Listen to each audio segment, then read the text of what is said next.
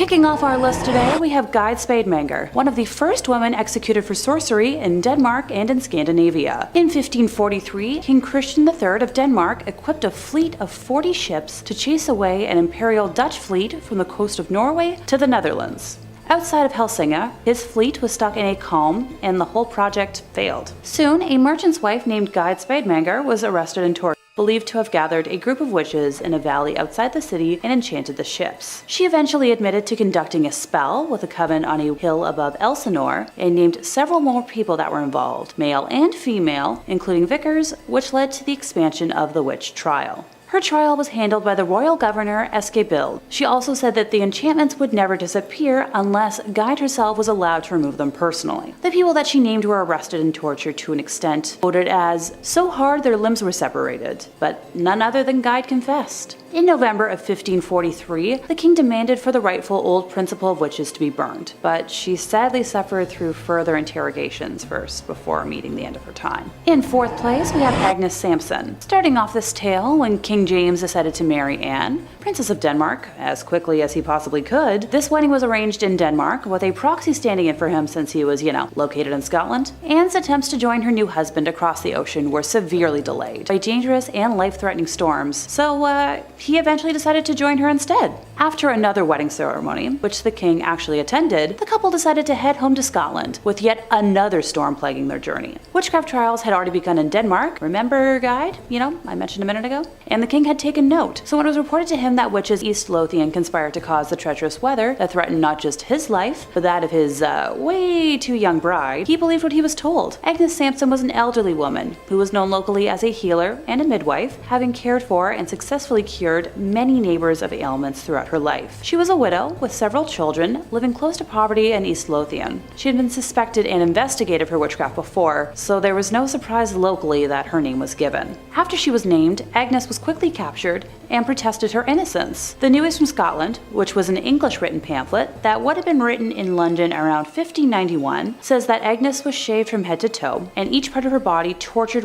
for hours, intentionally to cause intense pain. The devil's mark was found, and she confessed, saying that she and hundreds of other witches attended North Berwick Kirk on Halloween night to meet with the devil to end the life of the king. She claimed the devil appeared to her as a black man, a dog, or a hayrick. Agnes also mentioned various attempts to obtain the king's shirt or other personal linens in order to work her charms. She had attended a witches' convent at North Berwick with her son-in-law, where they collected bones and powdered them for said charms. To prove her magical powers, he told the king the exact words that had passed between him and his new wife on their wedding night. Agnes's trial was presided over by a judge, with a jury of 17 men from East Lothian, many of whom would have known Agnes personally. After hearing the evidence, they found her guilty of 49 out of the 51 charges. In January of 1591, she was taken to Edinburgh Castle and met her end by way of a rope necklace, with her body then being burned at the stake. The naked ghost of a bald Agnes is said to roam the palace of Holyrood House, the official Scottish residence of the British monarchy. Let me know in the comments if you've ever been or if you've seen Agnes yourself. Number 3 on this list is called the touch test. Witches were said to have the ability to control other people. Basically, they could cast a spell on you and you're now either under their control or in a lot of pain. If these witches were to touch the person who's believed to be under their curse or spell though,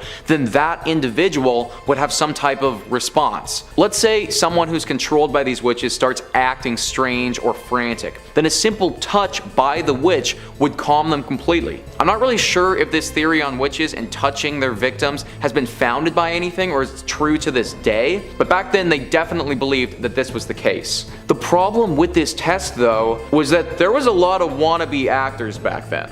In 1662, there were 2 older women who were being accused of witchcraft. Their names were Amy Denny and Rose Cullender. Now, they had reportedly cursed some young girls and were causing them serious harm, which manifested itself in the way of seizures. These girls would have seizures, but it was believed that if the witch who was possessing them, so Amy and Rose, were to touch them, then the seizure would stop immediately. Well, sure enough, this was tested in court, and it actually worked. The second that the old women touched these girls, the seizures stopped immediately and their hands just grew completely soft and totally calm. But let's not kill them just yet. They then blindfolded the young girls and did the exact same experiment, but now with other people subbing in and touching them. Well, it turns out the girls were faking and would stop seizuring to other people who touched them instead of just the older women. Perfect. So Amy and Rose, they can't possibly be witches then. We ran the test, they passed, they should be set free. Maybe in today's world that's what would happen, but not in 1662. Both of them were hung anyways,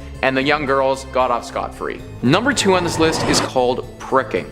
This was a horrible test that was basically just a glorified means of torture. Now I'm sure that most of you know what a witch mark is, but if you don't, then it's basically a mark from the devil that indicates you have a pact with Satan, and witches have these on their bodies. However, if there's an accused witch that doesn't have a witch mark, that doesn't mean that they're off the hook. It's possible that they still have a witch mark. It's just hard to see, or it can't be seen to the naked eye. Well, if this was the case, then you need a professional pricker, right? A professional pricker is someone who works solely on discovering witches' marks. That's right, guys, this was so common that they actually had a career path that came out of it. It was believed that a witch's mark didn't feel any pain, and in turn wouldn't show any signs of weaknesses. Therefore, if you pricked them with a sharp point, then the person wouldn't be in any pain and no blood would come from this prick. So professional prickers would have their accused witches, and they would just take their chosen sharp object and just stab them until you had a spot that didn't bleed. And then, because you didn't bleed, they would kill you for being a witch anyways. It also didn't stop at just pricking, but it even went to scratching as well. The victim of an apparent witch would be allowed to come and scratch that witch until they drew blood. This was supposed to cause the victim some relief from their symptoms, and if it did, then that would be enough to make the accused person guilty of witchcraft and they would be executed. Yeah, you really did not want to get stuck with the pricking test. Number 1 on this list is the swimming test. Now this is one that I'm sure most of you have already heard about, but it has to be on this list based on just simply how ridiculous it was. Now even though in hindsight this test was nuts, I do kind of understand the logic of how they got there in the first place. It was believed back then that witches had rebuffed the sacrament of Christ, meaning that baptism was definitely a no-go for a witch. Because water is tied heavily to baptism, the logic followed that if you were a witch and you were thrown into the water, then the water would reject your body from entering, and therefore you would float to the top of it. To test this theory, they would take their suspected witches, strip them down naked, hog tie their limbs, and then throw you into the water, and if you floated, then you're a witch, but if you sank, you're just a person. Again, guys, this kind of makes sense, except for the people who weren't actually witches and sank to the bottom. Now, I should note that they would sometimes tie a rope around your body, and if you sank, they would pull you back up to the top. But this only happened sometimes. Other times, they would just throw you in, and if you sank and drowned, then, oh well, I mean, you drowned now, and at least you weren't a witch. Also, this tying of the rope wasn't a perfect science either. A lot of times people who sank would drown anyways as they were being pulled up. Basically, just the accusation of being a witch meant that you would be sentenced to death, because if you did somehow manage to float, then now you're a witch and you're going to be burned or hung, and if you did sink, as most people did, then you'd probably just drown. Sometimes, even if you did sink and you did then get pulled back up to the top and survived, they would just kill you anyways. Back then, if more than one person accused you of being a witch, then you were pretty much as good as dead. In 4th place, we have a scold bridal, also known as a witch's bridle, a gossip's bridle, a brank's bridle, or simply branks. This was an instrument of punishment as a form of public humiliation. This thing was an iron muzzle in an iron framework that enclosed the head. Some exceptions were masks that depicted suffering, but not pleasant either way. My brain just jumped to a similar modern device used for pleasure instead of pain, and no, I will not elaborate on that thought, but let's clarify. A bridle bit, or cur plate, around 5 centimeters by 2.5 centimeters in size, was slid into the mouth and pressed down on top of the tongue, often with a spike on the tongue as a compress. It functioned to silence the wearer from speaking entirely, and caused extreme pain and physiological trauma to scare and intimidate the wearer into submission. This prevented speaking and resulted in many unpleasant side effects for the wearer, including excessive salivation and fatigue in the mouth. Seeing as I've always been a chatty Cathy, I can totally see how I would have been sentenced to this, and my jaw hurts just thinking about it. The wearer was then led around the town by a leash, and for extra humiliation, a bell could also be attached to, draw in crowds. First recorded in Scotland in 1567, the pranks were also used in England and its colonies. The Kirk Sessions in barony courts in Scotland inflicted the contraption mostly on female transgressors, and women considered to be rude, nags, common scolds, drunken, but mostly witches. It was also used as corporal punishment for other offenses, notably on female workhouse inmates. The person to be punished was placed in a public place for additional humiliation and sometimes beaten. Just sometimes, not every time apparently. Knowing what I know about history and cover-ups, I'm going to lean towards probably most of the time. The Lanarkburg records record a typical example of the punishment being used. When wearing the device, it was, impossible for the person to either eat or speak. Other pranks included an adjustable gag with a sharp edge, causing any movement of the mouth to result in laceration of the tongue. In Scotland, pranks could also be permanently displayed in public by attaching them, for example, to the town cross, tron, or toll booth. Then the ritual humiliation would take place, with the miscreant on public display. Displaying the pranks in public was intended to remind the populace of the consequences of any rash action or slander. Whether the person was paraded or simply taken to the point of punishment, the process of humiliation and expected repentance was the same. Time spent in the bridal was normally allocated by the Kirk Session in Scotland or by a local magistrate. In the middle of this scary sandwich, we have Agnes de la Barthe in third place. Born around 1230 in Toulouse, France, she was a noblewoman and a Gnostic Christian, which was a sect that was considered heretical by the Catholic Church. By definition, Gnostic Christian is a term that refers to various branches of early Christianity that claim to have special divine knowledge. They have different views of the Bible, Jesus Christ, salvation, and God compared to traditional Catholics. They have diverse teachings and practices such as Valentinianism, Sethianism, Manichaeism, and Mandaism. Some of them regard Jesus as a human being who became enlightened or Christed, while others see him as a divine being who came to lead humanity back to the light. In 1275, Agnes was accused of having sexual relations with Satan, and she was impregnated by him, giving birth to a baby that had the head of a wolf and a serpent's tail. This being consumed human flesh, and Agnes stole infants to feed it. When she was arrested, she was tortured and eventually confessed that the accusations were true. She was sentenced to death and burned alive, making her the first in Europe to have her life ended from accusations of witchcraft. Also, fun fact for you. At the time, it wasn't illegal to have sexual relations with demons. If you have access to a time machine out there, don't get any ideas. In second place, Perkna Hosmanen was a midwife, born sometime between 1510 to 1527, where she lived and worked in Bavaria. Her trial was one of the most ruthless witch trials in Germany. Perkna's life had been unremarkable until her arrest on charges of witchcraft, sorcery, and vampirism in the year 1587. After her arrest, she was subjected to terrible torture. Go figure, until she confessed to her deeds. According to her confession, soon after she became widowed in 1556, when she was working in the field of the city, she had made arrangements to meet a male co-worker for sex in her cottage later that evening. But he had not arrived. Instead, a demon had come dressed in his clothes. She established a relationship with said demon, named Fiederlin, who made her swear allegiance to the devil and promised to rid her of poverty. Hey, sounds pretty tempting. During her confession, she stated that she had sworn herself to Satan and written it on a contract, and Fiederlin had then taken her to the real devil and confirmed her contract, after which they had drunk wine, consumed the roasted flesh of young humans, and had sex. And in case I need to clarify, she had intercourse with Fiederlin, not the devil. Plot twist, I know. She described visiting the devil often, and her demon lover had also visited her plenty to have sex with her, even in the streets at night and while she was in prison, leaving every time she said the name of Jesus. Alright, well, that's one way to come down from it. Fiederlin had gifted her the magical ointment she used to harm her victims, which included humans of a variety of ages, animals, and even crops. She confessed to having ended the life of many young during her work as a midwife by applying the special salve or putting pressure to their foreheads and to have sucked their blood like a vampire. Perkna also confessed to having eaten the young with other witches and using their hair for sorcery. The full list of crimes she confessed to was very long, with her victims including 41 young humans, 2 mothers in labor, and a multitude of other people and animals, including cows, pigs, geese, and a horse. The decision of authorities was swift and unanimous, with the church and royal court finding her guilty and sentencing her to death. Before being burned, she was first taken through the city and stopped 5 times before reaching the place of execution. At the first stop, they branded her left breast and right arm with iron, irons, then her right breast at the second stop, her left arm at the third, with her left hand being then branded at the fourth stop. Once they reached the place of execution,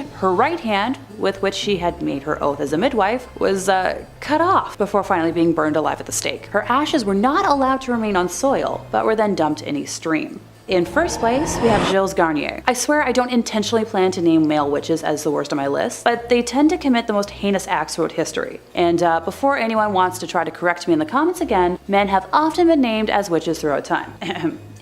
Continuing on, Gilles Garnier was a reclusive loner living in the woods around Dole, France. Despite being a solitary man, he got married in 1572. Historians have reported that Gilles was ill-equipped to provide for his family because he wasn't a very good hunter, being used to only having to provide for himself until that point. That's when he started hunting something else. Hey, anyone out there want to guess? Come on, I bet you can. Alright, I'll give it to you. Human flesh. The first hunt happened around September 29th of 1572 when Garnier killed a young woman, allegedly well in the form of a wolf, and brought some of the flesh home for his wife to eat. How, thoughtful? Throughout the autumn, more young humans were found unalived and mutilated, including another young woman that Giles bit and clawed at, but was interrupted by passerbys before fleeing. The girl sadly succumbed to her injuries a few days later. In November, Gilles ended the life of a young man this time, enjoying the flesh from his thighs and belly before tearing off a leg to save for later. I could name more, but I'm feeling a little queasy as it is. This caused a stir amongst the townspeople, who believed it was a werewolf who was committing the horrors. Many folks had witnessed a humanoid-looking wolf near the scenes of the crimes, with the animal darting off once it was aware of being seen. Then in January of 1573, there was one last death. This time, villagers heard a child screaming and the sounds of a wolf, witnessing the wolf attempt to flee the scene, but changing into the form of Gilles as it did. He was then arrested, put on the rack, and confessed to killing the young and consuming their flesh. At his trial, more than 50 people testified, and he was found guilty of lycanthropy, the ability to turn into an animal, and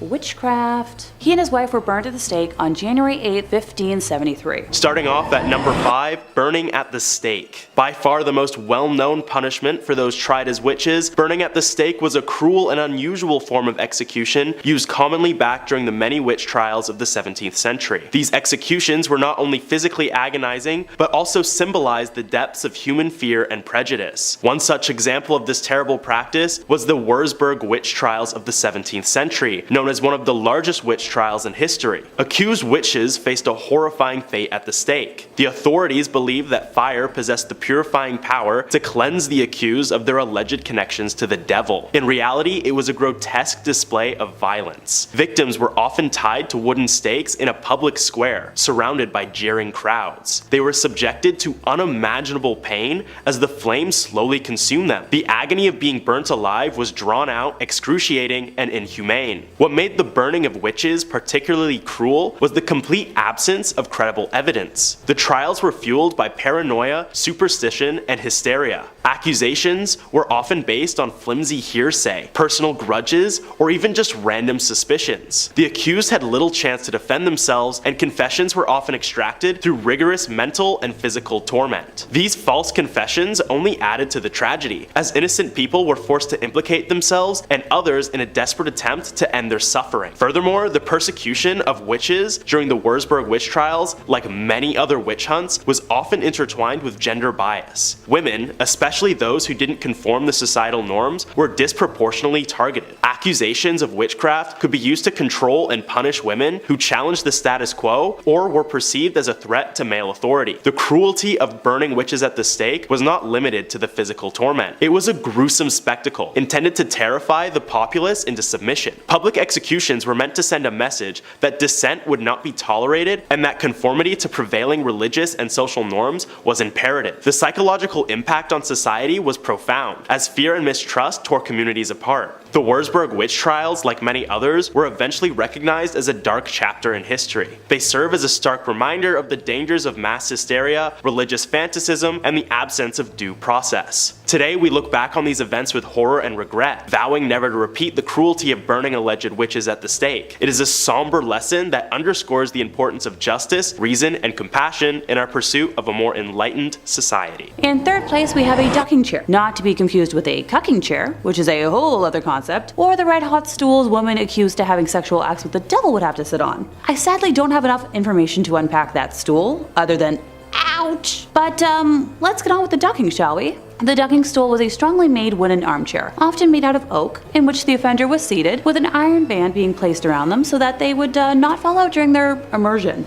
How thorough. The earliest record of the use of such is towards the beginning of the 17th century, with the term first being attested in English in 1597. It was used both in Europe and in the English colonies of North America. Usually the chair was fastened to a long wooden beam fixed as like a seesaw on the edge of a pond or river. And as much as I love and miss wooden playgrounds, I feel like this might not have been as fun. Sometimes the ducking stool was not a fixture, but was mounted on a pair of wooden wheels so that it could be wheeled through the streets, and at the river edge was hung by a chain from the end of a beam. In sentencing a woman, the magistrates ordered the number of duckings she should have, and as much as I've scoured the internet, I can't seem to find number data on this. If you have any ideas, please let me know in the comments.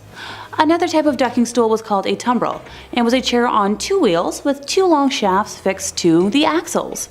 This was pushed into the pond, and then the shafts would be released, ergo tipping the chair up backwards. Sometimes the punishment proved fatal and the subject died. Once again, the sometimes should be taken with a pound of salt. In medieval times until the early 18th century, ducking was a way used to establish whether a suspect was a witch. The ducking stools were first used for this purpose, but ducking was later inflicted without the chair. In this instance, the subject's right thumb was bound to her left big toe, her left thumb to her right big toe, a rope was tied around the waist of the accused, and she was thrown into a river or a deep pond. If she floated, it was deemed that she was in league with the devil, rejecting the baptismal water. If she sank, she was cleared. Oh, and she'd be dead. Can't forget that part. Silly me. In second place, we have witch mark hunting and pricking. Witch hunters often had their suspects stripped and publicly examined for signs of an unsightly blemish that witches were said to receive upon making their pact with Satan. This devil's mark could supposedly change shape and color and was believed to be numb and insensitive to pain. Prosecutors might also search for the witch's teat, which was an extra nipple allegedly used to suckle the witch's helper animals. In both cases, it was really easy for even the most minor physical imperfections to be labeled as the work of the devil himself. Oh my, the horror. Moles, scars, birthmarks, sores, and tattoos could all qualify, so examiners rarely came up empty-handed. I'm trying to think of just how many birthmarks I have all over my body, so just add that to the tally of how I'm, a witch. Seriously, I feel the burning from the flames already. In the midst of witch hunts, desperate villagers would sometimes even burn or cut off any offending marks on their bodies, only to have their wounds labeled as proof of a covenant with the devil. So, damned if you do, damned if you don't. If I'm adding like scars to my blemish count, yeah, forget it. Okay, I think the temperature in here just went up another couple of degrees. Seriously. If witch hunters struggled to find obvious evidence of witches' marks on a suspect's body, they might resort to the ghastly practice of pricking as a means of, sussing it out. Come on! Even having a flawless body isn't going to exonerate you? What the heck? Witch hunting books and instructional pamphlets noted that the marks were insensitive to pain and couldn't bleed, so examiners used specially designed needles to repeatedly stab and prick at the accused person's flesh until they discovered a spot that produced the desired results. In England and Scotland, the punishment was eventually performed by well-paid professional prickers, many of whom were actually con men who used adult needle points to identify fake witches' marks. Well then, if you ever feel like your job just, isn't real, remember that people in history were paid to do well. Along with pricking, the unfortunate suspect might also be subjected to scratching by their supposed victims. This test was based on the notion that possessed people found relief by scratching the person responsible with their fingernails until they drew fluid. If their symptoms improved after clawing at the accused's skin, it was seen as partial evidence of guilt. No, absolutely not. I can't see anyone being proven innocent whatsoever from this nonsense. Talk about a biased court. In first place, we have dismemberment and mutilation. This is where my own stomach gets all topsy-turvy, so fair warning, I can handle creepy stuff, no problem. But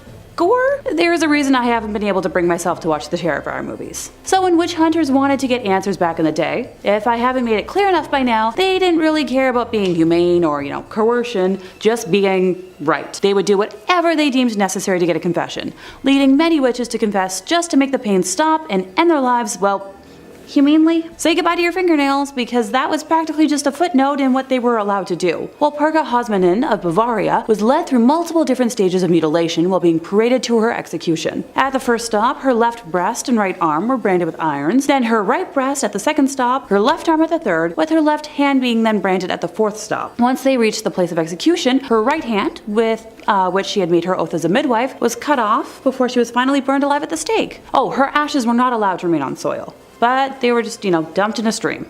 Probably the most extreme extent of this was a punishment normally reserved for killers, but exceptions were made for witches who confessed without torture to crimes deemed brutal enough for it. Are y'all ready for this? The offender would be strapped to 4 horses, with one arm or leg attached to each separate horse, and then on command the horses would start running and rip the offender's arms and legs off. The person would die somehow, and painfully through life source and limb loss. Coming in at number 5, the Corwin Witch House. The Jonathan Corwin House in Salem, or simply known better as the Witch House, was the home of Judge Jonathan Corwin, 1640 to 1718, a prominent figure in the horrors that happened there, and is actually the only structure you can visit in Salem today that has direct ties to the Salem witch trials of 1692.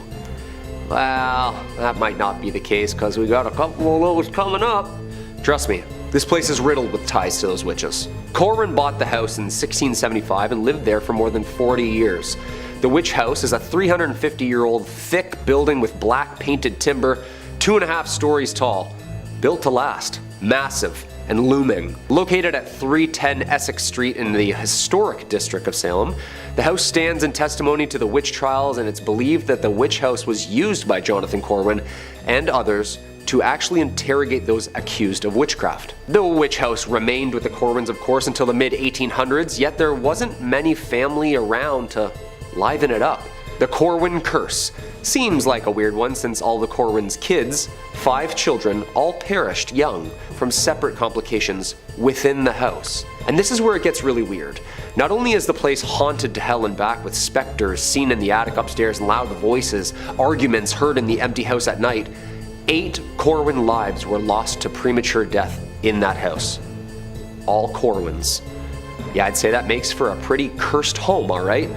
A family curse. Number 4, Proctors Ledge. There are over 1,000 documents from Salem witch trials, yet none of the accounts actually specify where the hangings took place. For many years it was believed that the 19 people who were executed in Salem were hanged at the summit of Gallows Hill, on the edge of town to the west, where the town would meet for large gatherings. Seems like after some homework, the hill alone would be too hard to climb, not an ideal spot to hear or see the live trials, and was too thick and heavily wooded.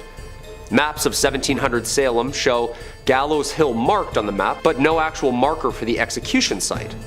I feel like a detective all of a sudden. A team of researchers began to reconsider all of the evidence around 2010, eras of homework collected over the years, and eventually concluded that the real execution spot was Proctors Ledge.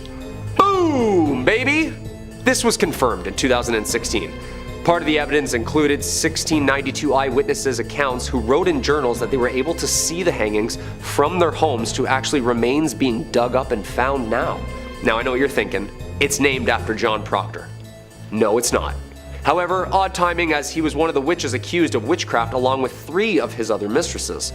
Locals say that the lady in white visits Proctor's Ledge. Some visitors claim to have caught the sight of her, though others catch only her disembodied voice. Are these the phantoms of the unsettled spirits tied to the grounds where they were hanged for eternity?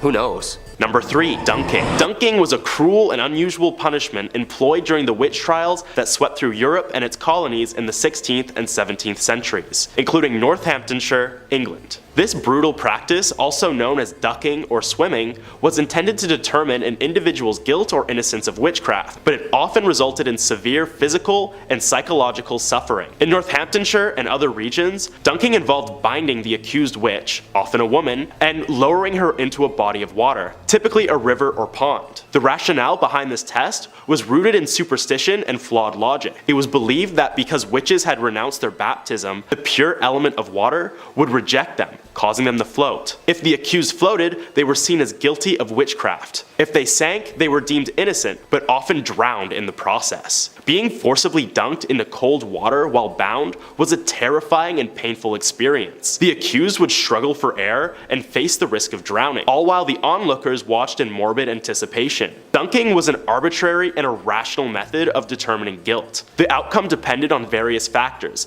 such as the accused body's composition and the skill of the dunking implementer. complementers. Innocent people could easily be declared guilty, leading to wrongful executions. Despite its cruelty and lack of reliability, dunking persisted in witch trials because it was consistent with the prevailing belief in the supernatural and the desire for swift justice. It was only with the eventual decline of witch hunts and the advent of more rational legal systems that such inhumane practices were abandoned. And at number 1, crushing. In the annals of history, the Salem witch trials of 1692 stand as a stark testament to humanity's capacity for cruelty, particularly in the realm of legal punishment. Amid the hysteria that gripped colonial Massachusetts, a plethora of cruel and unusual methods were employed to elicit confessions from the accused witches. Among these harrowing practices, the use of pressing or crushing remains one of the most chilling. The process of pressing was as brutal as it was inhumane. The accused individual would be stripped of all dignity and laid down in a dark, dank cell. Heavy stones or wooden boards,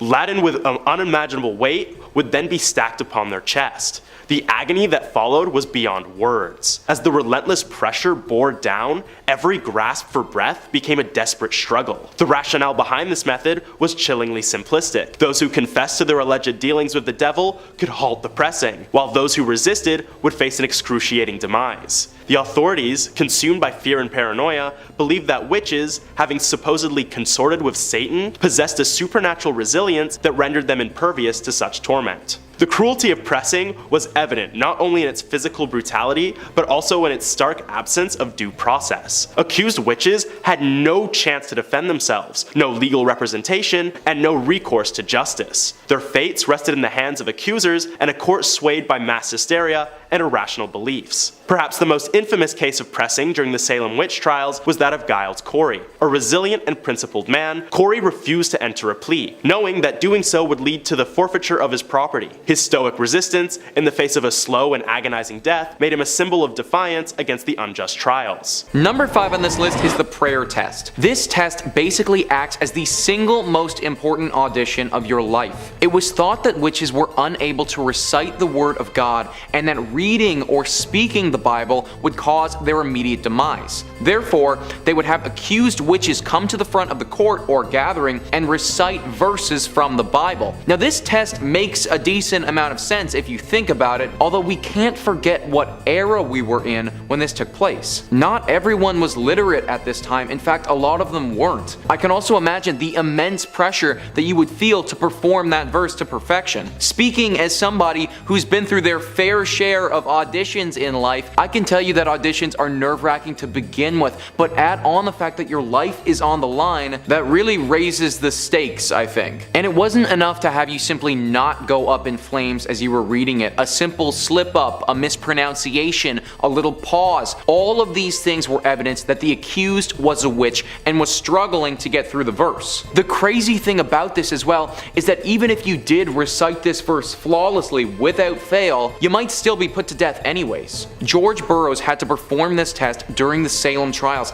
and even after he absolutely nailed it, they still killed him. The people were so convinced that he was a witch who needed to die that they chalked up his performance as being a devilish trick and killed him regardless. Number 4 on this list is witch cakes. Witch cakes are pretty unique in how they were administered because your fate wasn't decided by a person or the cake itself. It was actually by a dog. Now, I feel for these pups because they had to eat these concoctions and they aren't palatable at all. What people would do is take a sample of the victim's urine, so the person presumably being affected by the witch, take a sample of their urine, and then they take some rye meal and a sprinkle of ashes, and that's it. Take those 3 things, mix them together, toss them in the oven, and then bake it up. Now, I don't really know where they got the idea that urine and ashes would tell us anything about these witches, but that's the conclusion that they got. They then take the dog, and it was thought that dogs were not only man's best friend, but actually witches' best friends as well. That dogs back in the day had some sort of tie to witches, and that they were supporters of witches. So you take this witch cake, you feed it to the dog, and now you just observe that dog's behavior, and the accused witch has to just cross their fingers that this dog doesn't start acting weirdly, biting, barking at nothing, just generally acting strangely. It was thought that if the dog did this or exhibited any of the same symptoms that the victim was experiencing, then witchcraft was assuredly at foot, and then we can start pointing fingers. I gotta say though that I seriously feel for the dog in this instance, because I mean the poor guy did literally nothing at all, and now he's got to eat this urine cake that may or may not curse him with something. So yeah, the dog's got it rough here, guys. Number 3. Charter Street Burial Grounds. The Charter Street Burial Grounds started in 1637, also known as Old Burying Point or the Charter Street Cemetery, is the oldest cemetery in Salem. Many early and famous Salem residents are buried here, such as John Hawthorne, a judge in the Salem witch trials of 1692. Hawthorne, whose father had been a Salem magistrate, was born in 1641 and had 6 children. Hawthorne experienced several deaths in his family, including those of all his 3 brothers. Hawthorne died in 1717 at the age of 76, never apologizing for the role in the Salem witch trials. His headstone is surrounded by granite rectangles to help preserve what is left of the original stone. Being one of the oldest cemeteries and the sickening things that happen there, ghosts and spirits are often seen around the gravesite. There have been many strange occurrences here.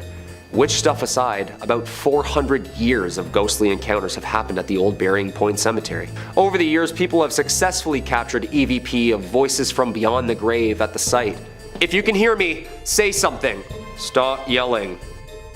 Oh, sorry. Photographs of mysterious shadows, orbs, white mist, and even full apparitions are seen here. One of these apparitions is believed to be Mary Bright Corey, who died 1684. She was the second wife of Giles Corey, who later became an unfortunate victim of the witch trials himself.